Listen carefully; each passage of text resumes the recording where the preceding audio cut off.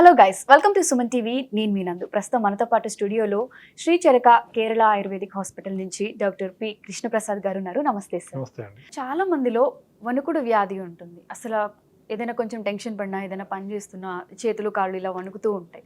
అసలు ఇది ఎందుకు వస్తుంది అంటే దీనికి సొల్యూషన్ తగ్గడానికి? మీరు అన్నట్టు సింపుల్ గా టెన్షన్ తో వచ్చే వణుకుడు అయితే టెన్షన్ పోగానే తగ్గిపోతుంది. కానీ చాలా మంది పేషెంట్లకి మా హాస్పిటల్కి చూస్తే మేము హాస్పిటల్ పెట్టి 22 years అయింది. ఏదో వణుకుతో స్టార్ట్ అవుతుంది. చాలా మంది మీలా అందరూ ఏమనుకుంటారంటే ఏదో టెన్షన్తో వణికిద్ది అనుకుంటారు. తర్వాత కొన్ని రోజుల తర్వాత టెన్షన్ లేనప్పుడు కూడా వణకటం మొదలవుతుంది. అప్పుడు ఇదేంటా నాకు టెన్షన్ లేకుండా కూడా నాకు చెయ్యంతా వణికిపోతుంది, ఒళ్ళంతా ఊగిపోతూ ఉంటుంది కొంతమందికి. మన సినిమాలు చూస్తుండే ఒళ్ళంతా ఇట్లా ఊగిపోతూ ఉంటారు సినిమాలో కొన్ని క్యారెక్టర్స్. అదేంటంటే ఇవాళ రోజుల్లో పార్కిన్సన్స్ డిసీజ్ అని పార్కిన్సోనిజం అంటాం.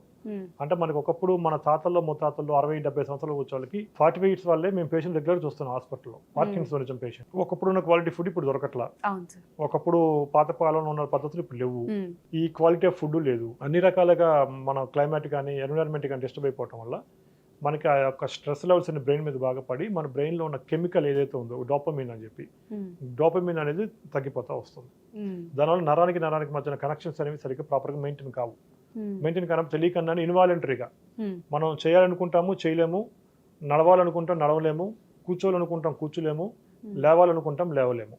అంటే ఈ 4 రకాల సిమ్టమ్సే పార్కిన్సోనిజం అంటే. చాలా మంది పార్కిన్సన్ డిసీజ్ అనగానే ఓన్లీ వనకటం ఇట్లా వణికిపోతుంది అదొక్కటే సిమ్టమ్స్ అనుకుంటారు. అదొక్కటే కాదు, పేషెంట్ అడుగు వేయాలన్నా సరే చాలా ఇబ్బంది పడుతుంటారు. అంటే అడుగు వేసే లోపల ఈ కాలంతా స్టిఫ్గా అయిపోతుంది, అడుగు వేయలేరు.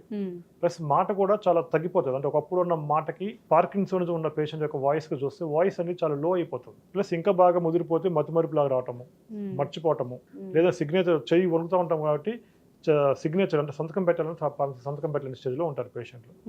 ఇదేంటంటే పార్కిన్సోనిజం అనేది స్టార్టింగ్లో ఫస్ట్ ఏదో ఒక కుడి చెయ్యికో ఎడమ చెయ్యికో ఒకవైపే స్టార్ట్ అవుతుంది. చాలా మంది ఏంటి పార్కిన్సోనిజం వచ్చింది నాకు అని తెలుసుకోవడానికే 1 year 2 years 3 years టైం అనేది వేస్ట్ అయిపోతూ ఉంటుంది. కుడి చేయి స్టార్ట్ అయింది, కొన్ని రోజుల తర్వాత కుడి కాలికి వస్తుంది, తర్వాత కొన్ని రోజుల తర్వాత ఎడమ చేతికి వస్తుంది, తర్వాత ఎడమ కాలికి వస్తుంది. 4th స్టేజ్ అంటే ఎడమ కాలికి 2 చేతులకి 2 కాలికి ఎఫెక్ట్ అయింది అంటే స్టేజెస్ ఉంటాయి. దాంట్లో ఫస్ట్ ఇందాక అనుకున్నాం కదా, ఫస్ట్ ఒక సైడ్ ఒక చెయ్యికి స్టార్ట్ అవటము, తర్వాత అటువైపు ఉన్న కాలికి స్టార్ట్ అవడము, 3rd స్టేజ్ మళ్ళీ ఇటువైపు ఉన్న లెఫ్ట్ ఇంకొక ఆపోజిట్ సైడ్ ఉన్న చెయ్యికి స్టార్ట్ అవడము, తర్వాత ఆపోజిట్ సైడ్ ఉన్న కాలుకి స్టార్ట్ అవడం. ఈ 4 స్టార్ట్ అయిపోయిన తర్వాత పోనీ అలోపతి డాక్టర్స్ ఏం చెప్తారు, టెంపరీగా సిండోపా ప్లస్ అని కొన్ని రకాల మందులు ఇస్తారు. అదేంటి టెంపరీగా బాగానే ఉంటుంది. కొన్ని రోజుల తర్వాత బాగా ముదిరిపోయిన తర్వాత ఈ బ్రెయిన్కి చిన్న ఆపరేషన్ చేయాలి, బ్రెయిన్లో ఒక చిన్న చిప్ లాంటిది పెడదాము.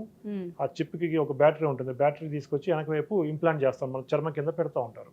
పోనీ అదన్నా సక్సెస్ఫుల్గా అవుతుందా అంటే అది సక్సెస్ కాదు. దాన్నే DBS అంటారు, డీప్ బ్రెయిన్ స్టిమ్యులేషన్ అని చెప్పి.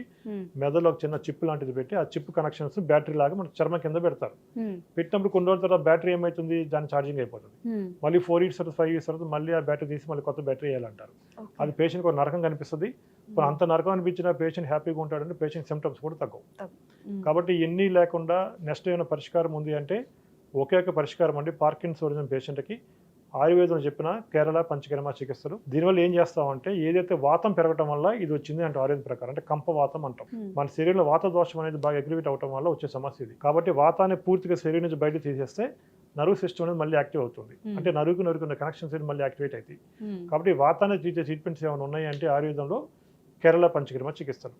ఈ కేరళ పంచకర్మ చికిత్సలు మేము చేసేటప్పుడు పార్కిన్సోనిజం పేషెంట్కి సిమ్టమ్స్ని దృష్టిలో పెట్టుకొని ఫస్ట్ సిమ్టమ్స్ అనేది ట్రీట్మెంట్ చేస్తాము. సెకండ్ స్టేజ్లో కలుపు మొక్క ఏముంది, ఈ పార్కిన్సోనిజం రావడానికి ఏదైతే రూట్ కాజ్ ఉందో రూట్ కాజ్ ట్రీట్మెంట్ చేస్తాము.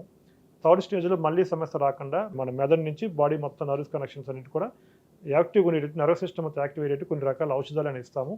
ఈ 3 స్టేజ్లో కనుక పేషెంట్ తీసుకోగలిగితే కనుక DBS లాంటి ఆపరేషన్స్ లేకుండా ఏ రకమైన ఇబ్బందులు లేకుండా పేషెంట్లు ఈ పార్కిన్సోనిజం సమస్య నుంచి ఒక శాశ్వత పరిష్కారం పొందవచ్చు. Thank you so much sir. Thank you. So చూసారు కదండి, న్యాచురల్గా ఆయుర్వేద పద్ధతిలో ఎటువంటి సొల్యూషన్స్ ఉన్నాయి అనేది కృష్ణప్రసాద్ గారు చాలా అద్భుతంగా వివరించారు. ఇన్ కేస్ మీలో ఎవరికైనా ఎటువంటి సమస్యలు ఉంటే కనుక కింద స్క్రీన్ పైన ఒక నంబర్ అయితే స్క్రోల్ అవుతూ ఉంటుంది, ఆ నంబర్కి కాల్ చేసి మీరు మాట్లాడొచ్చు. లేదు అంటే డైరెక్ట్గా వీళ్ళ క్లినిక్కి కూడా విజిట్ చేయొచ్చు.